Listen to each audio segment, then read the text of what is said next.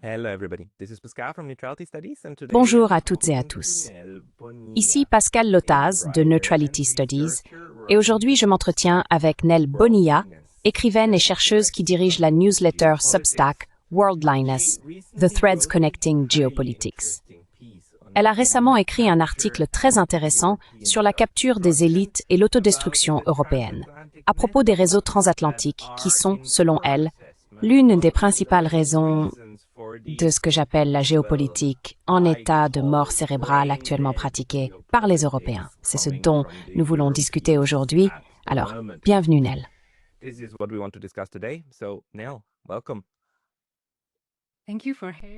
Merci de m'avoir invité. Je suis vraiment heureux d'être ici et je vous remercie pour vos aimables commentaires.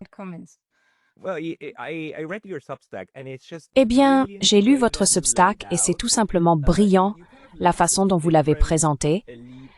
Vous avez en quelque sorte dressé la liste de différents réseaux d'élites et expliqué comment ils se sont formés historiquement après la Seconde Guerre mondiale et comment on peut voir qu'ils ont réussi à intégrer certains des élites qui dirigent actuellement l'Union européenne, y compris M. Merz et Ursula von der Leyen, et ainsi de suite. Et je voulais en discuter avec vous. Quelle est la chose la plus importante à savoir sur ces réseaux? Et de quel réseau parlons-nous exactement?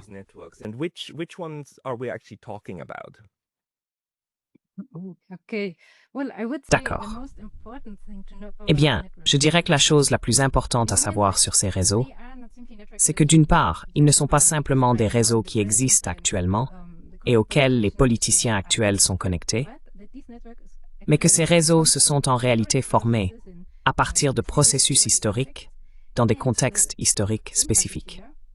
En particulier, dans mon article, j'ai expliqué comment les réseaux transatlantiques, en particulier, se sont formés à la suite ou après la Seconde Guerre mondiale. En fait, ils ont réellement commencé après la Première Guerre mondiale, voire un peu avant. Ils ont débuté à Londres et au Royaume-Uni, puis aux États-Unis. Leur objectif était de voir comment ils pouvaient gérer les questions stratégiques militaires.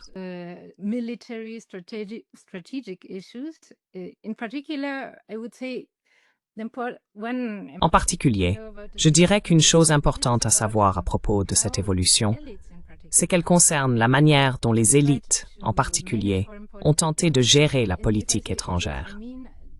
Et quand je parle des élites, je fais référence aux personnes qui dirigent, par exemple, le gouvernement et la politique, mais aussi les entreprises et le secteur bancaire. Cela a commencé au début du XXe siècle. Il s'agissait également de la gestion stratégique des ressources et des relations de pouvoir entre les États-nations. Donc je dirais que c'est l'un des aspects importants de ces réseaux. Un autre aspect important est que ces réseaux ne sont pas seulement des réseaux.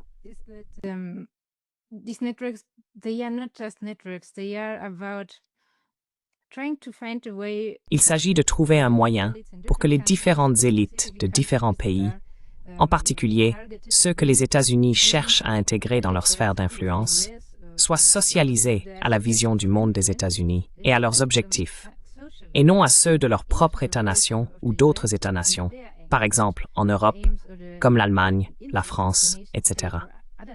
C'est donc une fonction clé de ces réseaux. Et ces réseaux comprennent différentes organisations. Certaines organisations s'occupent du financement, par exemple la Fondation Ford, la Fondation Rockefeller, et d'autres fondations visent à créer des réseaux informels.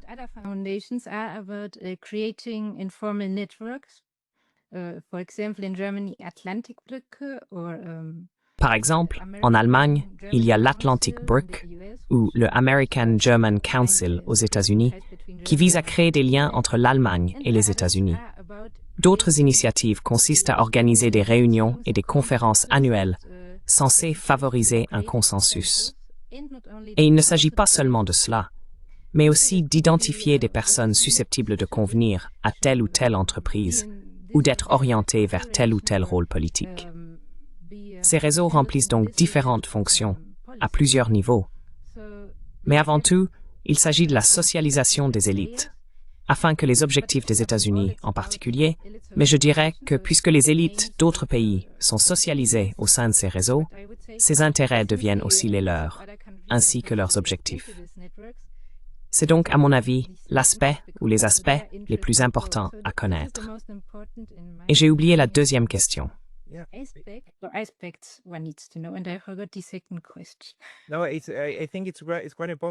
Je pense que c'est assez important parce que ce que vous faites, ce n'est pas d'essayer de dévoiler les moyens néfastes par lesquels les marionnettistes font leurs petits numéros, mais plutôt de comprendre comment fonctionnent les mécanismes sociologiques, comment il existe en réalité un accord entre ces différentes élites aux États-Unis et en Europe, et comment elles construisent ensemble un groupe d'intérêts qui exerce ensuite un pouvoir sur la politique, ou alors les affaires et la finance. Et ces intérêts peuvent être assez distincts de ceux d'une grande partie de la population. Mais parce qu'ils accèdent au sommet, et surtout parce qu'ils sont enfin formés, et peut-être un mot un peu fort, mais vous voyez, il y en a beaucoup, non? Il y en a beaucoup, et il en faut quelques-uns. C'est un peu l'approche de Klaus Schwab, non? It's kind of the Klaus Schwab approach, right? Klaus Schwab with his World Economic Forum Klaus Schwab avec son Forum économique mondial qui dit fièrement que « Oh, nous avons nos gens dans chaque cabinet en Europe et en Amérique du Nord, n'est-ce pas ?» Ce genre de choses. Mais parce que c'est si vaste, les chances qu'une personne socialisée dans ces réseaux atteigne le sommet sont assez élevées. Lesquels regardez-vous le plus ou lesquels avez-vous étudié le plus en profondeur? Parce que vous vous êtes particulièrement penché sur la connexion entre l'Allemagne et les États-Unis, comme le Marshall Fund, mais aussi la Konrad Adenauer Stiftung. Vous savez, certaines de ces organisations sont en fait affiliées à l'État, parce que la Konrad Adenauer Stiftung est en gros le bras de réflexion de la CDU, des conservateurs chrétiens, n'est-ce pas? Et chaque parti a l'un de ses bras de réflexion. Mais la Konrad Adenauer Stiftung est aussi très transatlantique à cet égard. Pouvez-vous peut-être en parler un peu?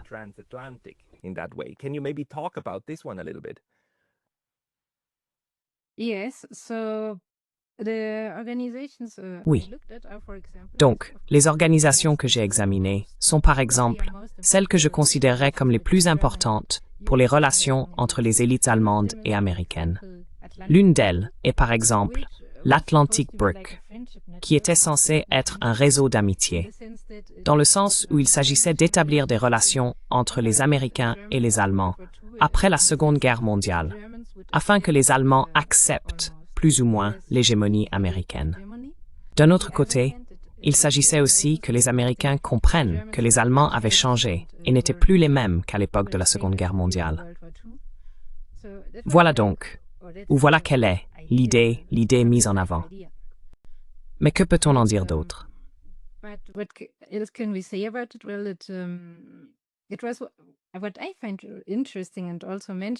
Eh bien, ce que je trouve intéressant, et qui est également mentionné dans l'article, ce sont les fondateurs.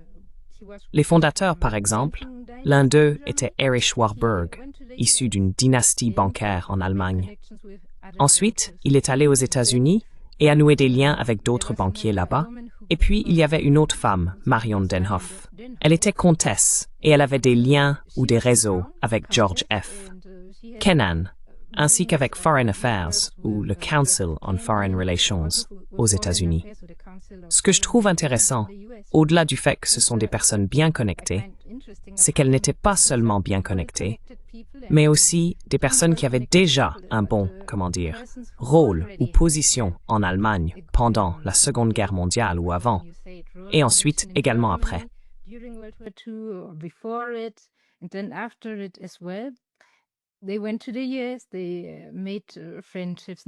Ils sont allés aux États-Unis, ont noué des amitiés, des réseaux, et ainsi de suite.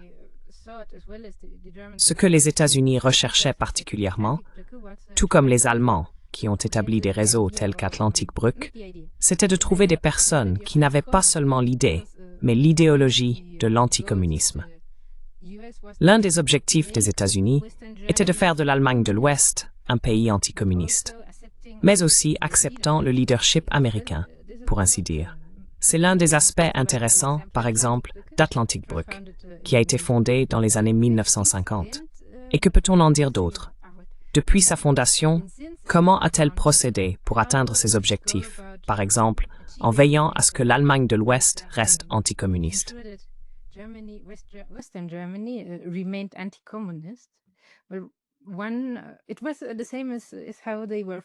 C'était la même chose que lors de leur création. Ce qu'ils faisaient, c'était organiser des réunions, des voyages d'études, des bourses aux États-Unis, des choses de ce genre, avec des politiciens, des chefs d'entreprise, des financiers, etc. Et veiller à les convaincre, disons, des avantages de l'hégémonie américaine et d'idées similaires. C'est ainsi qu'ils ont par exemple tenté d'influencer le SPD en Allemagne. Contrairement à la CDU, le SPD était plutôt un parti de gauche ou un parti ouvrier.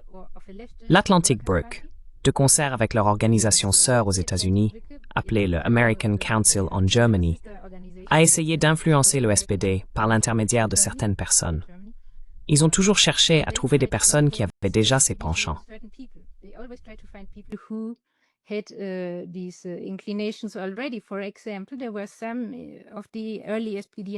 Par exemple, il y avait certains membres précoces du SPD dans les années 1950 qui sont partis en exil aux États-Unis puis sont revenus. Ce sont de telles personnes que, par exemple, l'Atlantic-Brück recherchait, essayait de soutenir et dont elle tentait d'amplifier la voix dans les médias et de manière similaire. Ce que j'essaie de dire, c'est qu'il s'agissait vraiment, d'une part, de réseaux, de groupes et de personnes, et d'autre part, aussi d'individus. Ils essayaient de les trouver. Par exemple, ce qui est intéressant, ou ce que j'ai trouvé intéressant, c'est que Willy Brandt a également été soutenu par ces réseaux transatlantiques lorsqu'il voulait devenir maire de Berlin.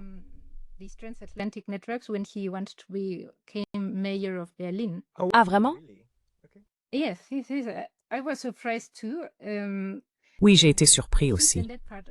Et du moins à cette période de sa carrière politique, il a été soutenu par ces réseaux américano-allemands qui, comment dire, pas de la propagande, mais qui, eh bien, ont essayé d'amplifier sa candidature sur des stations de radio, par exemple.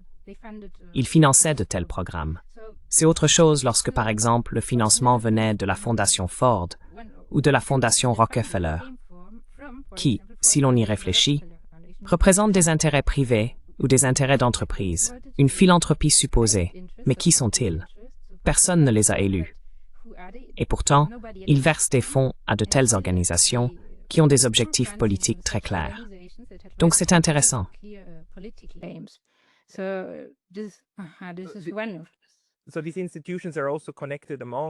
Donc, ces institutions sont également connectées entre elles, bien sûr, et offrent des financements et des opportunités, encore une fois, comme les réunions de clubs, etc. Mais Willy Brandt est surprenant, car Brandt était, bien sûr, plus tard, lorsqu'il est devenu chancelier, l'homme de l'Ostpolitik, et il poursuivait essentiellement une politique étrangère indépendante, ou du moins, moins contrôlée par les États-Unis. C'est du moins l'impression que j'ai de lui. Mais peut-être que je me trompe. Mais il a vraiment essayé de créer des liens plus amicaux, non? Aussi, pendant la détente de la guerre froide, ce qui n'est pas quelque chose que j'associerais directement à son discours transatlantique immédiat de l'époque. Comment évalues-tu cela?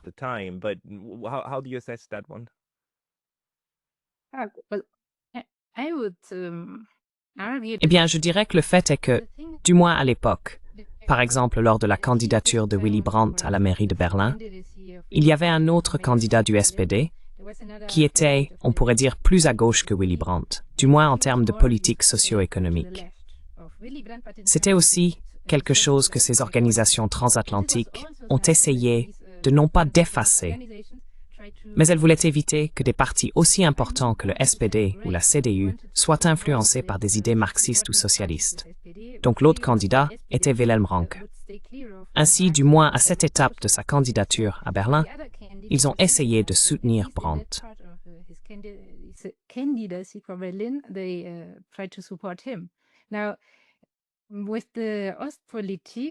Maintenant, avec l'Ostpolitik, je dirais que c'est clairement, à mon avis, un signe évident qu'il avait une certaine indépendance dans sa façon de vouloir établir des relations diplomatiques avec l'Europe de l'Est, et qu'il visait une paix durable en Europe et ainsi de suite.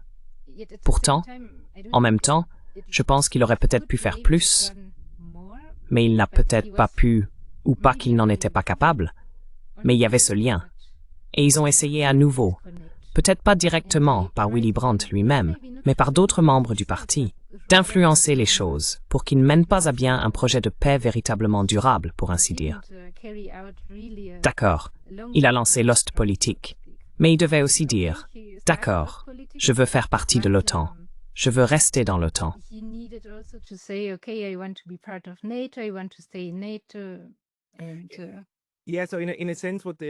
Oui, donc en un sens, ce que font aussi ces réseaux, c'est qu'ils limitent l'espace du possible pour ces différentes figures si elles veulent rester dans le réseau, n'est-ce pas?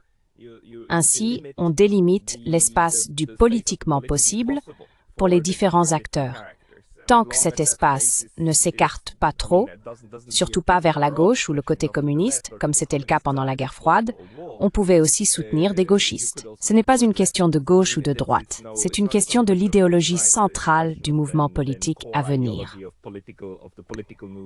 En ce qui concerne la direction actuelle, avez-vous trouvé, je veux dire, nous savons que Friedrich Merz était membre du conseil d'administration, je crois, de BlackRock, n'est-ce pas?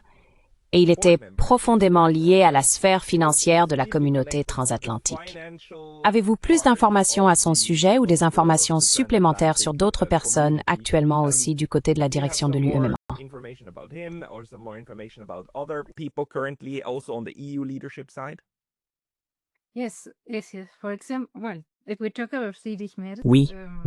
Oui. Par exemple, si l'on parle de Friedrich Merz, en dehors de son rôle chez BlackRock, il a également été président de l'Atlantic Brook pendant un certain temps. Et je ne pense pas que ce soit très surprenant. Je veux dire, la CDU compte de nombreux membres qui, d'une manière ou d'une autre, ont été liés à ce type d'organisation et de réseau transatlantique. Je veux dire, c'est aussi le cas au SPD. Ce qui m'a de nouveau surpris, c'est qu'après Friedrich Merz de la CDU, Sigmar Gabriel du SPD soit devenu le président suivant de l'Atlantic Brook. Et ce qui est surprenant à ce sujet, c'est que là encore, cela ressemblait davantage à une tentative de trouver quelqu'un qui avait une voix critique au sein du SPD. Car Sigmar Gabriel avait une voix un peu critique, ou était connu pour critiquer certaines politiques en matière de politique étrangère.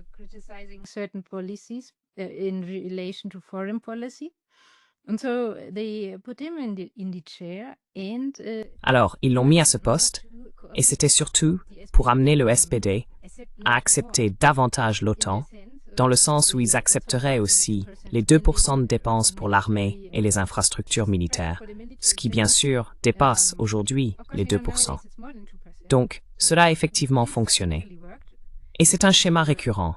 Ils essayent toujours de trouver des personnes qui ont un rôle spécifique dans leur parti, dans leurs entreprises, peu importe, et tentent de les intégrer à ces réseaux.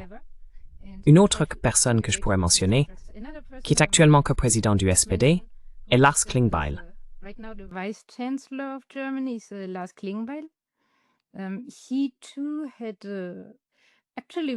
Lui aussi avait en fait des liens très précoces avec ces réseaux atlantiques, ce que j'aime également souligner, car c'est une évolution où, à mon avis, on essaie vraiment de, si vous entendez socialisation dans ces réseaux, vous pourriez penser qu'il s'agit seulement de trouver des personnes déjà adultes, déjà engagées dans leur carrière politique, et ainsi de suite. Mais ce n'est pas le seul aspect de ces réseaux. Par exemple, Lars Klingbeil, au début de la vingtaine, a déjà effectué un stage. Il est allé aux États-Unis pour faire un stage à New York, par exemple, en 2001, pendant le 11 septembre. Et quoi d'autre? Ensuite, il est revenu en Allemagne.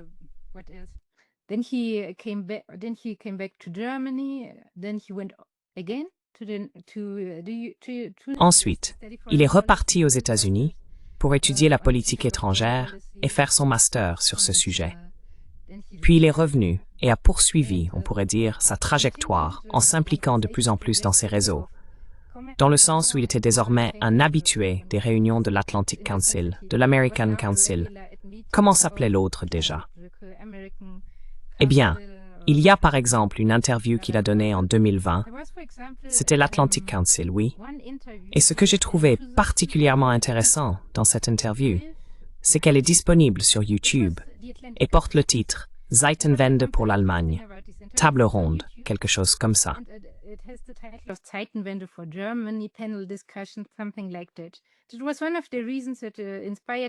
C'est l'une des raisons qui m'a un peu inspiré à écrire cet article, parce que ce n'était pas un débat.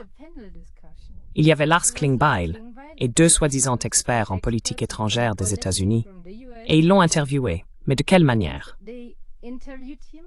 Ils lui ont demandé « Que fait actuellement l'Allemagne en matière de dépenses militaires?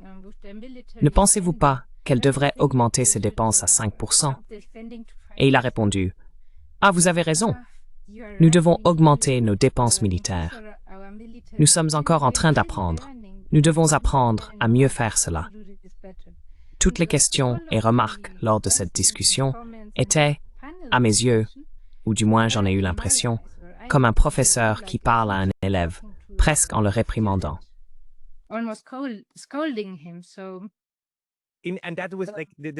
Et les deux personnes venaient de l'Atlantic Council. Donc c'était vraiment organisé de manière à ce que l'Atlantic Council mène essentiellement un examen avec l'étudiant allemand qui allait plus tard devenir vice-chancelier, s'assurant que les réponses étaient correctes, ce genre de choses. Oui. Et ensuite, ça a été mis sur YouTube. Et en fait, ça n'a presque aucune vue. C'est ça l'essentiel. Ils n'essaient pas de le cacher. Ce n'est pas dans l'ombre, c'est au grand jour. Si vous allez sur les pages d'accueil de ces institutions, ils vous diront que c'est ce qu'ils font. Ce n'est pas caché. C'est ainsi que fonctionne le système sociologique. Et c'est... Enfin, peu importe ce que l'on pense de l'hégémonie américaine et tout ça, mais il faut quand même leur tirer notre chapeau pour avoir construit quelque chose comme ça. C'est une entreprise immense. Immense. Et je dirais qu'elle n'a pas d'équivalent. Les Chinois ne font pas ça de cette façon. Les Russes n'ont jamais réussi à le faire ainsi. Les Japonais essayent en fait de l'imiter un peu. Mais ils sont loin du compte.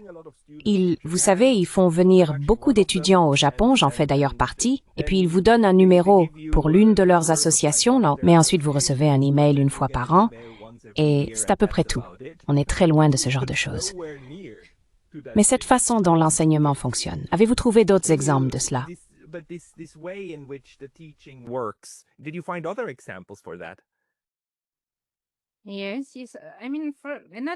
Oui.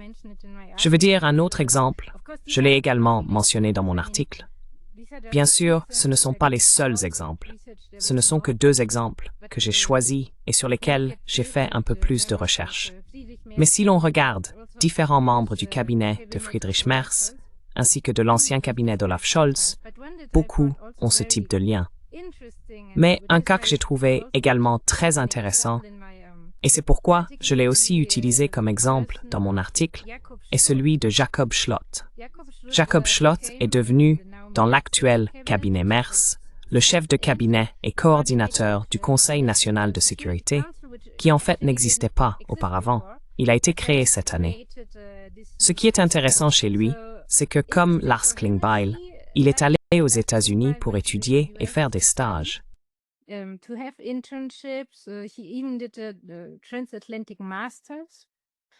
Il a même suivi le programme Transatlantic Masters. Et ce que j'ai découvert, j'ai un peu reformulé, mais bon, c'est qu'il a créé deux organisations. L'une est l'organisation pour les jeunes transatlantiques, Young Transatlantica.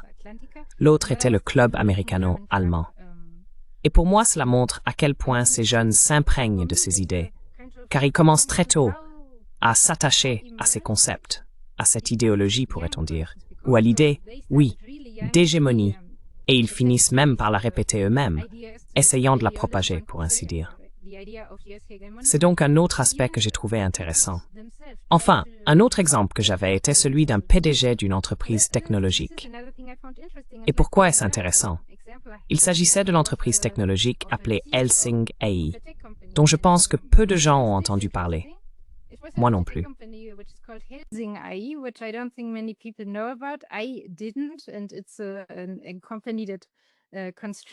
Et c'est une entreprise qui construit et crée des drones pour la guerre et la surveillance. Ce que j'ai trouvé intéressant à ce sujet, c'est que sa carrière a également consisté à étudier aux États-Unis, à faire des stages dans des entreprises américaines et des choses de ce genre. Donc peu importe le domaine, que ce soit la banque, les entreprises ou la politique, toutes ces élites ont un parcours transatlantique. Elles sont toutes connectées, et certaines passent par une sorte de porte tournante. Par exemple, Friedrich Merz a été président de BlackRock Allemagne, puis à l'Atlantic Brück, et maintenant, il est chancelier d'Allemagne. C'est vraiment un réseau complet. Il ne s'agit pas seulement de politiciens, il s'agit aussi, je dirais, des industries qui sont importantes pour la politique étrangère.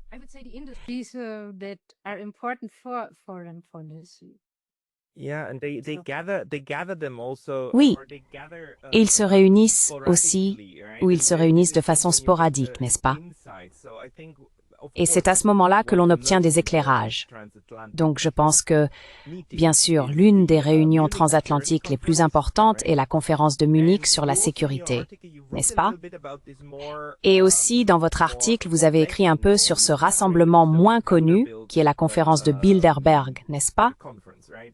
Pouvez-vous parler un peu de Bilderberg d'abord, puis de la conférence de Munich sur la sécurité?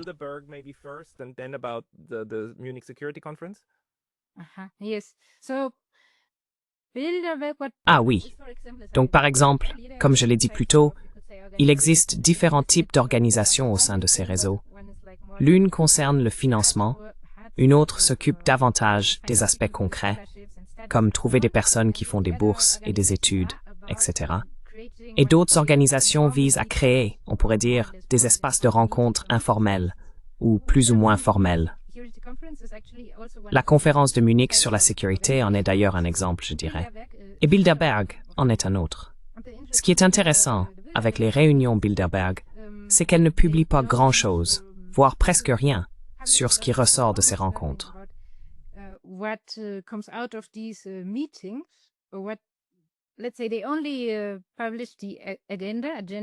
Disons qu'ils ne publient que l'ordre du jour, les sujets qui seront abordés et la liste des participants. Et cela existe depuis les années 1950. C'est une réunion annuelle. Ce qui est intéressant ici, c'est que dès le début, c'était déjà transatlantique. Je pense qu'environ 20% à 40% des participants viennent des pays anglo-saxons, en particulier des États-Unis et du Royaume-Uni, et le reste des participants vient principalement d'Europe. Ils changent toujours de lieu, passant d'un pays européen à un autre, d'un endroit à un autre. Les participants viennent du monde politique, mais aussi surtout de l'OTAN, de l'armée américaine et de différentes entreprises qui, au moment où la réunion a lieu, sont importantes.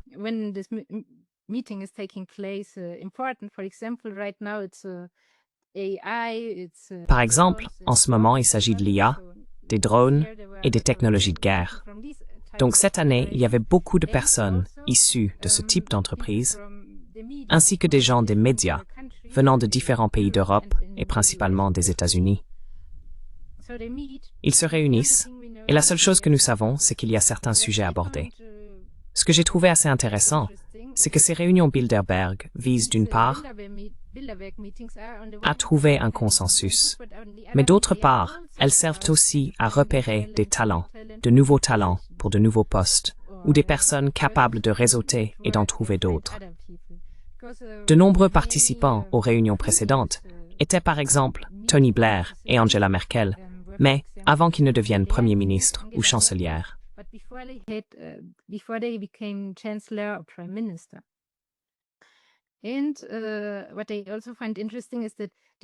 ce que je trouve également intéressant, c'est que les sujets dont ils parlent chaque année finissent d'une manière ou d'une autre par se retrouver dans l'actualité, dans les récits, dans les différentes réunions qui suivent, comme la conférence de Munich sur la sécurité ou le sommet de l'OTAN, etc., etc. Même si je ne dirais pas, ou je ne pense pas, que tous ces sujets prennent toujours naissance au Bilderberg, ou que c'est Bilderberg qui fixe l'agenda de l'année. Je dirais que c'est plutôt un échange entre les différentes réunions et organisations, et puis bien sûr, les événements qui se produisent. Ensuite, ils décident probablement quels événements figureront à l'ordre du jour. Donc, une chose, par exemple, que j'ai remarqué là-bas, où je me suis dit, tu sais, c'est étrange, c'est que cette année, il y avait le sujet de la prolifération. Ce n'était pas la non-prolifération, qui concerne le fait de ne pas diffuser la technologie des armes nucléaires.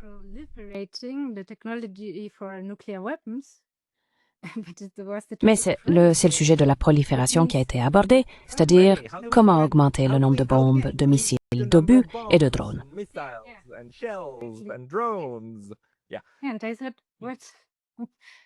Et j'ai dit quoi? Puis j'ai découvert, ah d'accord, c'était aussi le sujet d'une autre réunion similaire, qui est une réunion d'entreprises technologiques, mais aussi axée sur la politique étrangère, appelée GlobeSec. Cette année, GlobeSec avait également pour thème la prolifération. Et ensuite, le sommet de l'OTAN de cette année, qui a eu lieu après, a aussi abordé un peu la question de la prolifération. Et donc,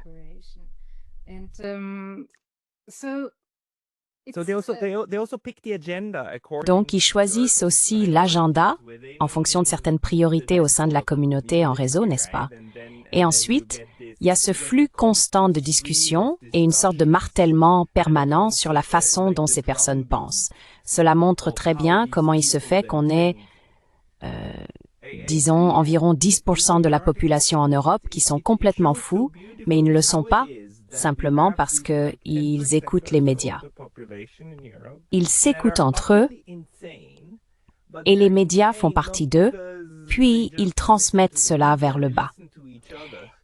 Et si vous êtes à un niveau inférieur, vous vous dites « Oh, je suis pas sûr de tout ça ».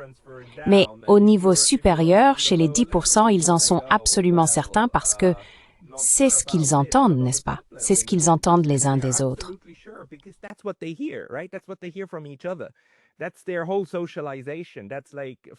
C'est toute leur socialisation. C'est comme 50 ans de trajectoire professionnelle. Et le réseau, c'était ces institutions. Il y en a tellement, n'est-ce pas? Tu as aussi donné cet exemple. Angela Merkel en fait aussi partie. Mais Angela Merkel était bien sûr membre du SZ. Elle était déjà politicienne à l'Est, en RDA, n'est-ce pas, en Allemagne de l'Est. Mais as-tu des informations sur la façon dont elle a été intégrée par la suite? Parce qu'elle occupait déjà un bon poste en RDA lorsque la RDA a ensuite été fusionnée avec l'Allemagne de l'Ouest. Et il ne lui a fallu que combien de temps? C'était quoi? Un peu plus 15 ans avant qu'elle ne devienne chancelière, 12 ans avant qu'elle ne devienne chancelière. Comment cela s'est-il produit?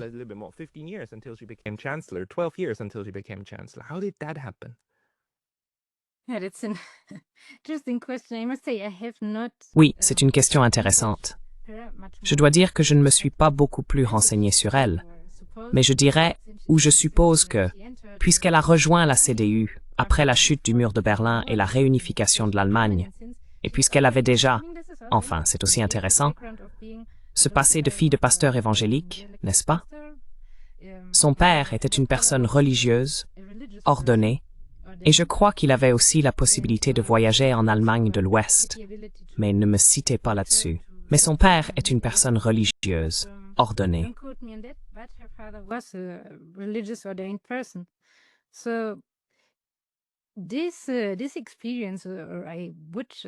Cette expérience, ou du moins je suppose que c'est cette expérience, l'a ensuite amené à rejoindre la CDU dans l'Allemagne nouvellement réunifiée. Et la CDU elle-même avait déjà, dès le début, tous ses liens et réseaux. Je ne suis pas sûr de la manière dont elle est ensuite devenue chancelière, mais je dirais presque que cela pourrait aussi être parce qu'elle avait ce passé d'avoir grandi et d'être née en RDA. Il y avait cette idée qu'elle serait plus populaire pour être élue chancelière que d'autres politiciens. Ce ne sont que des suppositions, car je dois le préciser ici, je n'ai pas fait de recherche sur Angela Merkel. Mais voilà, je ne veux pas trop spéculer. No, no, okay, sorry, it's we would need to look. Non, non, d'accord, désolé. Il faudrait vraiment examiner cela beaucoup plus en détail. C'est comme les réseaux que vous avez décrits, ils sont composés de très nombreux cas individuels, n'est-ce pas, d'institutions et bien sûr de personnalités. Qu'est-ce qu'il est encore important de savoir à leur sujet sur leur fonctionnement? Et avez-vous des exemples de personnes qui s'en sont retirées? J'en ai un. C'est quelqu'un qui est déjà passé sur cette chaîne, c'est Ulrike Guérot. Ulrike Guérot dit elle-même qu'elle en faisait partie et qu'on la faisait circuler pour chanter les louanges de l'Union européenne jusqu'à ce qu'elle se rende compte que les choses tournaient mal. Et quand elle a commencé à en parler, elle a été lâchée du jour au lendemain et se bat aujourd'hui pour sa carrière universitaire. Avez-vous d'autres exemples ou des informations sur de tels cas?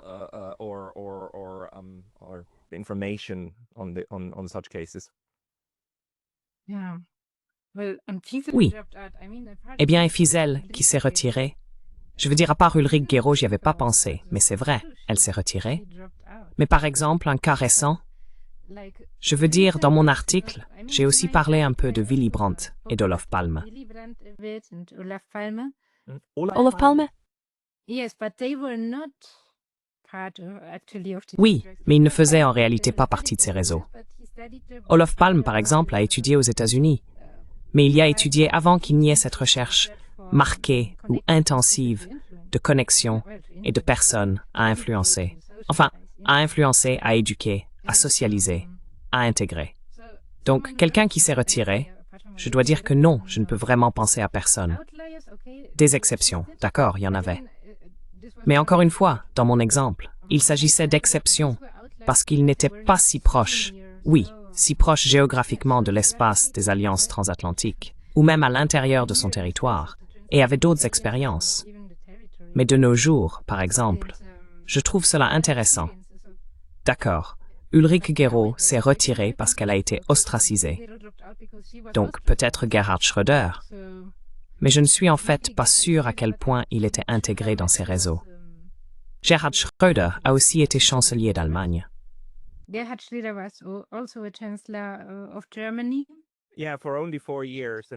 Oui, pendant seulement 4 ans, un chancelier SPD. Et aujourd'hui, en Allemagne, il est en quelque sorte devenu persona non grata parce qu'il est ami avec Vladimir Poutine et avec les Russes. Il n'a pas osé rompre les liens et il est même resté au conseil d'administration d'une compagnie pétrolière. Et tu sais, on le traite comme un traître en fait, non?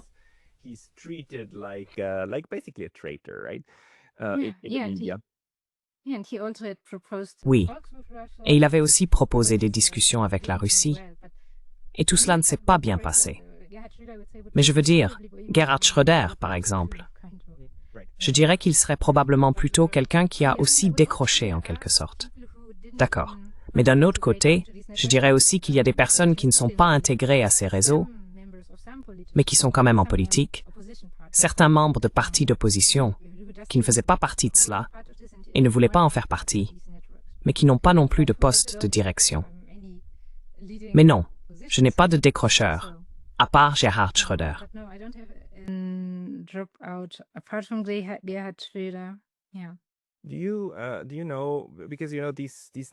Savez-vous, parce que certains de ces réseaux ont également été reproduits, ou du moins on a tenté de les reproduire, pour d'autres régions du monde, n'est-ce pas? Je veux dire en particulier Japon et l'Asie de l'Est. Et l'une des choses bien connues, c'est que de nombreux Chinois, notamment des politiciens de très haut niveau, envoient leurs fils et filles étudier aux États-Unis. Jusqu'à très récemment, les États-Unis étaient une destination de choix pour les étudiants en raison de la qualité de l'enseignement, surtout universitaire, que l'on pouvait y trouver, n'est-ce pas? Pourquoi ne voyons-nous pas, disons avec la Chine, l'Asie du Sud-Est et aussi avec l'Afrique, pourquoi ne voyons-nous pas, du moins à ma connaissance, le même type d'intégration se produire? Avez-vous une hypothèse à ce sujet? Do you have any hypothesis on that? Oui, enfin j'ai une hypothèse à ce sujet. Je dirais que cela dépend du continent, des pays et du contexte historique. Parce que, d'accord, Pourquoi est-ce si enraciné en Europe? C'est pour des raisons historiques. Les États-Unis voulaient garder l'Europe dans leur sphère d'influence. Ils ne voulaient pas qu'elle passe du côté de l'Union soviétique, et ainsi de suite. D'accord, mais qu'en est-il, par exemple, de l'Asie du Sud-Est? Autant que je sache, il y a eu des tentatives dans ce sens. Mais l'Asie du Sud-Est a trouvé un moyen de se développer, ou plutôt, les différents pays, pas tous, mais certains se sont développés eux-mêmes, et de coopérer entre eux.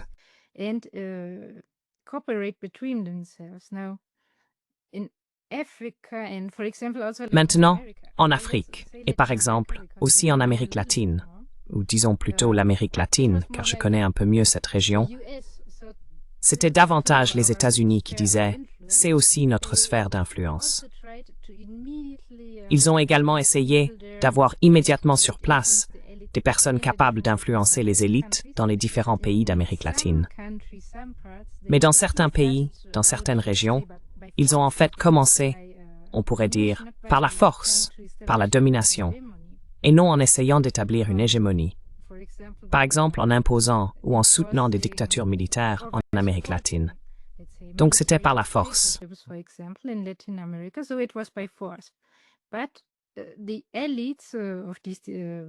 Mais les élites politiques de ces pays, des dictatures militaires bien sûr, étaient alors aussi, dans ce cas, en partie ou intégrées à l'hégémonie américaine. Car il y avait des personnes qui avaient étudié aux États-Unis et entretenaient effectivement des liens avec les États-Unis. Maintenant, ces liens n'étaient probablement pas aussi formalisés que ceux en Europe, car encore une fois, je pense qu'il y avait davantage un élément de force pour dominer les différents pays d'Amérique latine. Cela signifiait aussi qu'il n'était pas nécessaire d'influencer autant les élites. Et si les élites s'emparaient déjà des ressources, ou plutôt non pas des ressources elles-mêmes, mais de l'argent issu de la privatisation de toutes ces ressources, alors il n'était pas nécessaire de faire beaucoup plus pour les faire entrer dans cette sphère idéologique. Ou bien elles étaient déjà convaincues, rien que par cela, simplement par ces faits, par ces événements.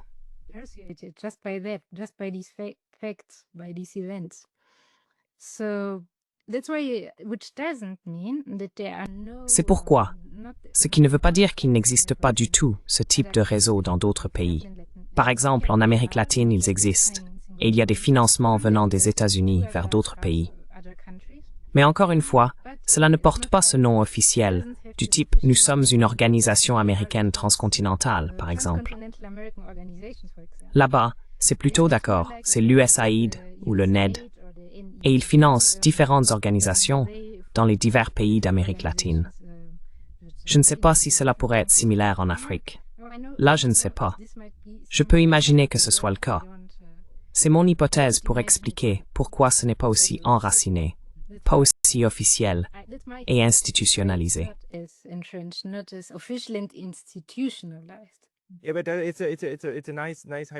Oui, mais c'est une hypothèse intéressante parce que je pense qu'on peut clairement montrer comment, en Amérique latine, les États-Unis ont été beaucoup plus impliqués dans des changements de régime directs. Je veux dire, tout cela est bien connu, le Chili, Allende et d'autres, le Brésil aussi, et ainsi de suite, et l'Amérique centrale également, n'est-ce pas? Nous connaissons l'affaire des contrats. Et cela relève davantage d'une approche traditionnelle de grande puissance, de puissance dure, militaire et de renseignement pour la domination. Alors qu'avec l'Europe, apparemment, la stratégie n'était pas le changement de régime, mais la capture idéologique.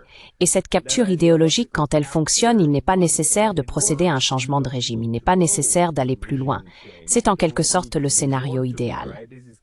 Et dans les autres sphères, la domination existe déjà à travers les liens militaires de renseignement.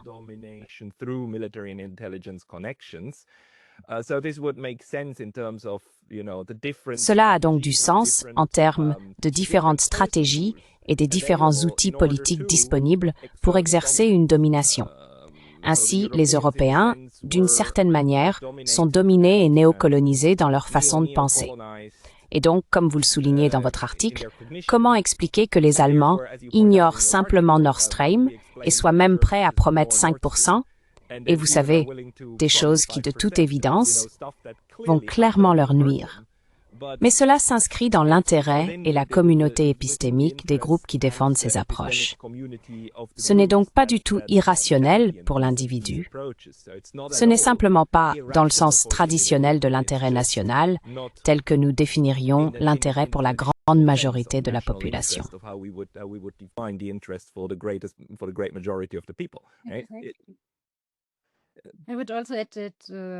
J'ajouterais également qu'un autre aspect à prendre en compte concernant ces groupes aliénés, c'est que certes, ils ont leur base dans certains États-nations, mais ce sont aussi des élites.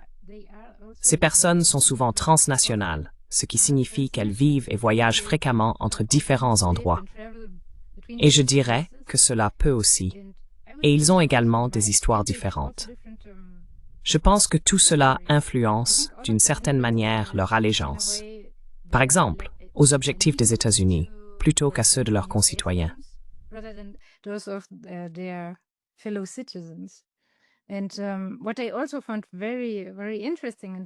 Ce que j'ai également trouvé très intéressant, et qu'il est essentiel de comprendre dans le contexte actuel, par exemple pour l'Europe, c'est que on a presque l'impression que les élites politiques américaines essayent de créer deux récits pour les différentes factions européennes, ou pour les deux factions européennes qu'elles ont identifiées comme étant actuellement plus ou moins populaires en Europe. Différentes parties de ces élites américaines s'adressent alors à ces deux groupes distincts et leur racontent un récit qui, au final, mène au même objectif, à savoir le réarmement et la remilitarisation de l'Europe. Il y a donc un récit que l'on pourrait qualifier d'idéologie libérale ou de point de vue des élites libérales, où l'on dit « d'accord, le problème, c'est que l'ordre mondial libéral est en train de s'effondrer. »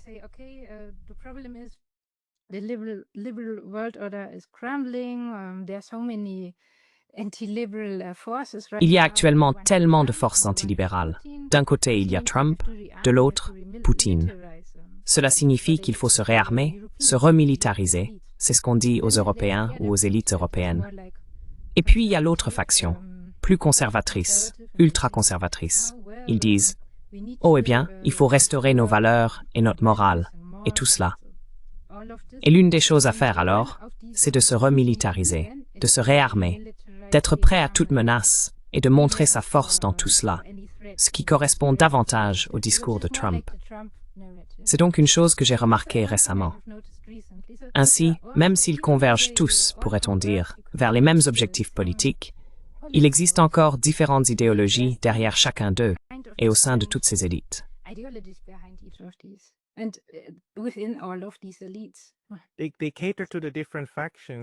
Ils s'adressent aux différentes factions. Je veux dire, l'une des expressions populaires utilisées dans notre coin d'Internet pour parler du système américain est le parti unique, n'est-ce pas? D'accord. Vous avez un système bipartite. Vous avez deux partis avec des idéologies qui prétendent être différentes l'une de l'autre, mais qui, en réalité, visent essentiellement les mêmes objectifs politiques. Donc, quel que soit votre choix, vous obtiendrez le même type de résultat.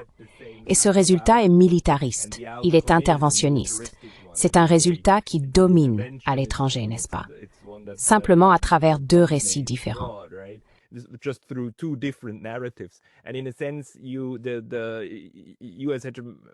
Et d'une certaine manière, les réseaux d'élite américains reproduisent cela dans ces circonscriptions étrangères, ce qui laisse alors très peu de place à d'autres approches. Et ces approches sont ensuite âprement combattues sur le plan narratif. Si l'on prend à nouveau l'exemple de l'Allemagne, la façon dont l'AfD, d'une part, qui est un parti nationaliste traditionnel, et le BSW, Bündnis Sarah Wagenknecht, qui est un parti traditionnellement de gauche, sont ostracisés du processus politique afin de les maintenir partis dominants pro-guerre. Est-ce une évaluation juste?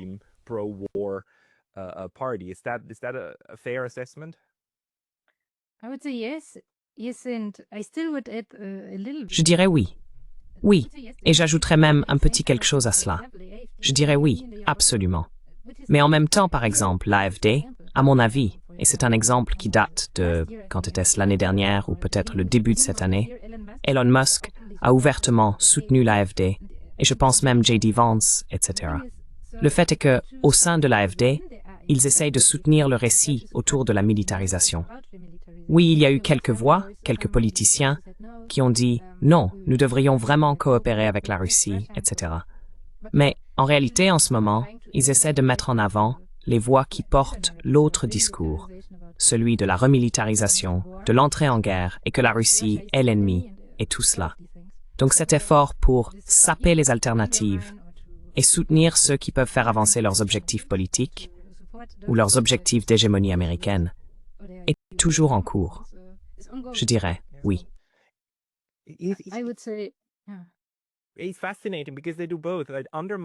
C'est fascinant parce qu'ils font les deux à la fois, saper et récupérer en même temps, non?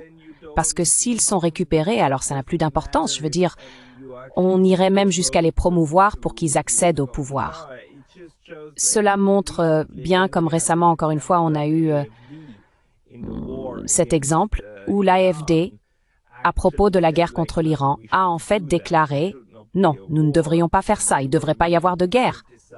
Et ils ont été immédiatement critiqués « Oh, pourquoi soutenez-vous les islamistes ?» Mais vous savez, pour l'instant, ils restent fidèles à cette idée que la principale chose qu'ils ne veulent pas, ce sont les flux migratoires. Si nous bombardons l'Iran et que l'Iran a, disons, 3 ou 5 millions de personnes qui fuient et viennent en Europe, alors on se retrouve avec un autre problème que nous ne voulons pas. Mais ils ont été critiqués pour cela. Mais c'est intéressant que vous disiez cela parce que, évidemment, le système essaierait aussi de capter les élites au sein de ces nouvelles forces politiques émergentes.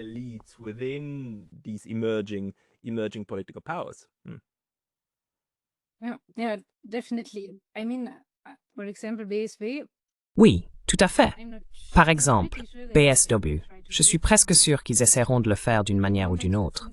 Mais pour l'instant, comme ils n'ont pas atteint, lors des dernières élections, ils n'ont pas obtenu assez de voix pour entrer au Bundestag.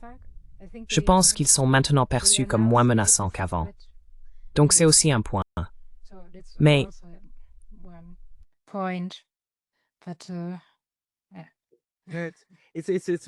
c'est très bien. Je veux dire, oui, nous approchons de l'heure. Y a-t-il une information supplémentaire que vous aimeriez nous donner à propos de ces réseaux d'élite? Quelque chose dont nous n'avons pas encore parlé? Oui, oui, s'il vous plaît.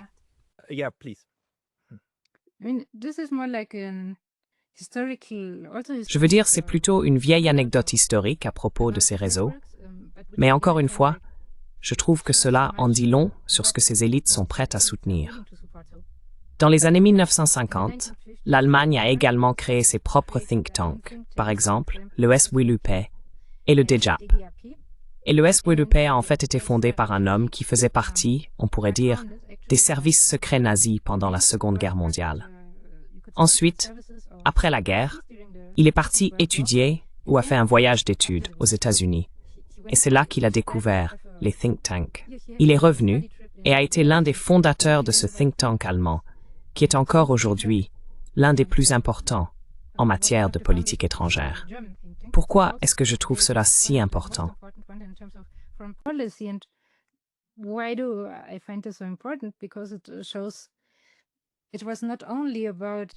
Parce que cela montre que ce n'était pas seulement une question, disons, d'objectif ou de but, d'établir un bastion anticommuniste à travers l'Allemagne ou l'Europe.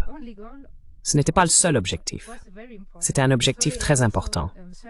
Et donc, il recherchait aussi ceux qui avaient les capacités et les connaissances pour mener ce type de travail de renseignement, on pourrait dire de recherche, même s'ils faisaient par exemple partie des nazis.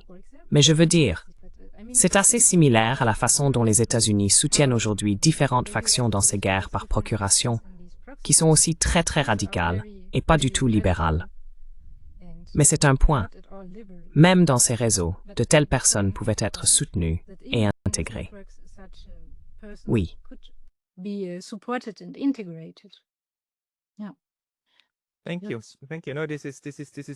Merci.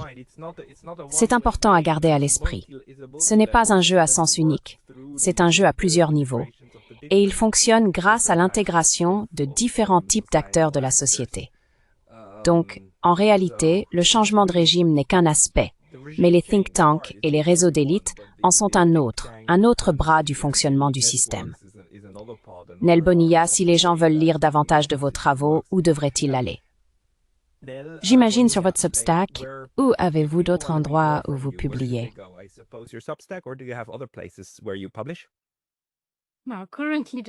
Non, pour l'instant seulement mon Substack, qui est themindnesssubstack.com, donc comme The Mind puis Ness. C'est un nom étrange, mais c'est là que je publie, sur Substack. Je mettrai le lien dans la description. Les gens pourront simplement aller dans la description et s'inscrire à la newsletter Substack de Nel là-bas. Nous reparlerons. J'attends aussi avec impatience vos prochains articles de recherche et tout le reste. Nel Bonilla, merci beaucoup pour votre temps aujourd'hui. Merci de m'avoir invité.